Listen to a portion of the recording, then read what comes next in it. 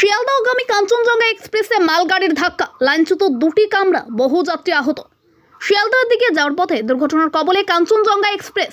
মালগাড়ির ধাক্কায় ট্রেনের পেছন দিকের দুটি কামরা লাইনচ্যুত হয়েছে বলে খবর। বহু যাত্রী আহত হয়েছেন, চলছে উদ্ধার কাজ। শিয়ালদার দিকে যাওয়ার পথে দুর্ঘটনার কবলে কাঞ্চনজঙ্ঘা এক্সপ্রেস। মালগাড়ির ধাক্কায় ট্রেনের পেছন দিকের দুটি কামরা লাইনচ্যুত হয়েছে বলে খবর। বহু যাত্রী আহত হয়েছেন, চলছে উদ্ধার কাজ। ইতিমধ্যেই রেল পুলিশ জানিয়েছেন 5 জনের মৃত্যুর খবর মিলেছে। মৃত্যুর সংখ্যা আরও বাড়তে পারে।